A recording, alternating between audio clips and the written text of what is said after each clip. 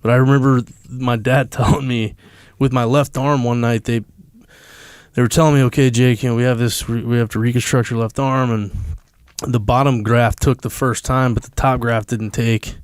And the second time they tried doing it, I remember I woke up while they were cutting the graft off.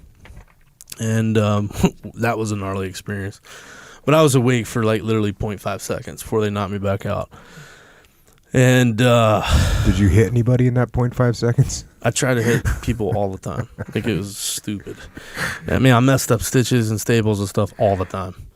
And I took my own out all the time. I got in trouble for that. How drugged up are you during this time?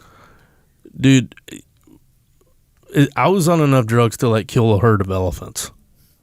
Because everybody's body reacts differently to drugs, right? Either they accept them and it doesn't take a lot. Well, mine fights everything. You know what I mean? Which is not surprising. But if it takes you one pill, it's going to take me 5. And so every operation I had, because these were these were intrusive operations. These weren't like, hey, we're going to go and take the staples out of the...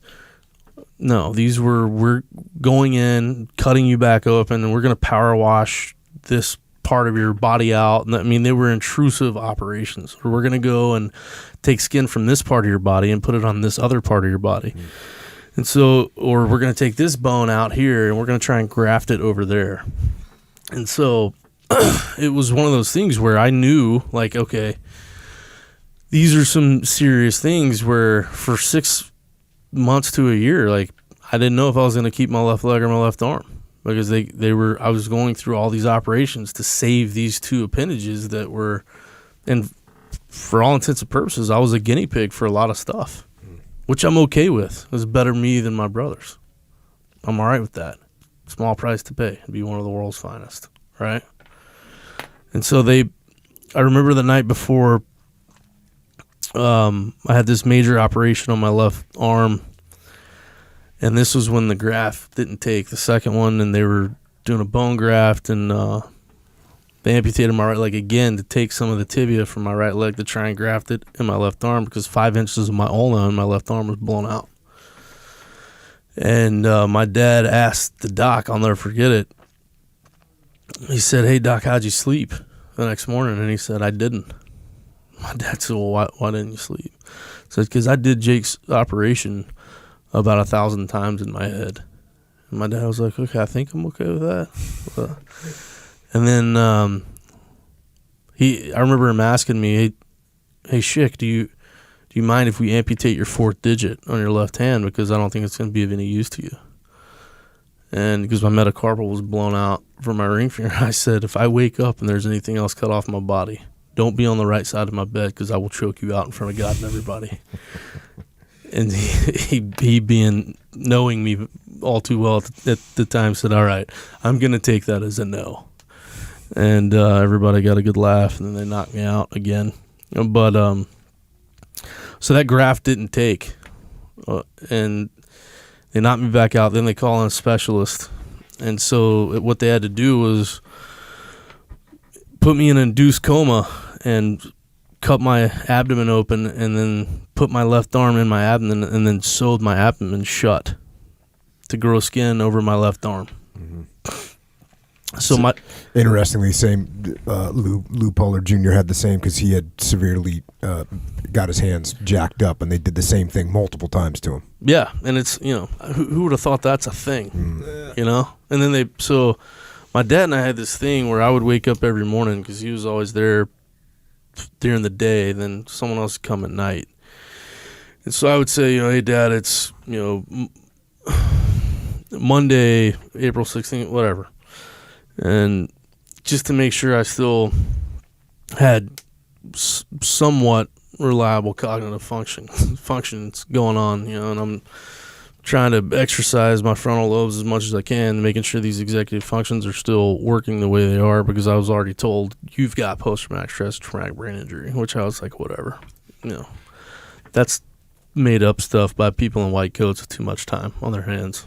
That will not affect me. I'm a Marine. No. And so I'm coming out of this this coma, That was the first time that my brother came in for the first time, and I remember he came in, and I could see, because what sucked was early on in the induced coma, like I could be alert, but I couldn't say anything because I was intubated. So I had a machine breathing for me. I was completely paralyzed from the neck down, couldn't move anything.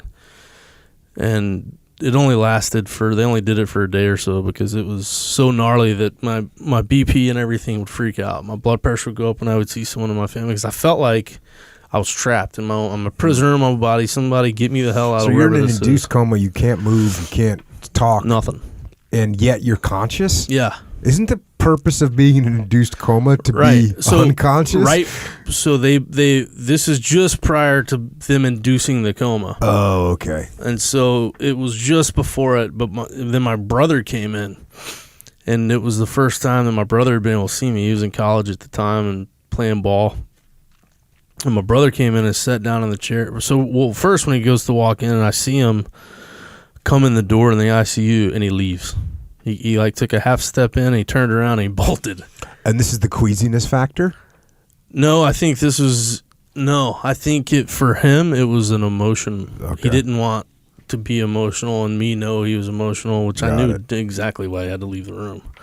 So it's like, it's obsolete. Might as well just come all the way in. I know what you're doing. And so, but then he comes back in, and he sits down in the chair on the right side of my bed, and he grabs my right hand, and he puts his forehead on my hand, and he just starts crying. He just starts repeating over and over again, "Thank you for not dying. Thank you for not dying." And I was like, dude, anytime you want to shut up about that, like, it would be awesome. Because it was getting to me, right? Yeah. So my BP started going up, and they're like, hey, you got to leave. Like, you can't stay in here. So then they realized, like, okay, we gotta knock him out.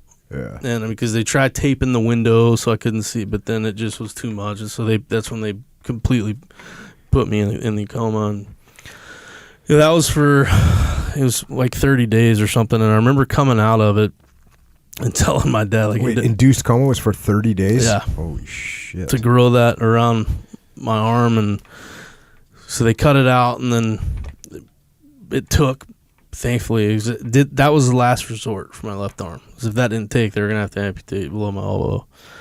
But then my dad I wake up, I'm coming out of it, I look at my dad, hey, Dad, it's Monday, April 16th. He was like, well, no, it's, what had happened was.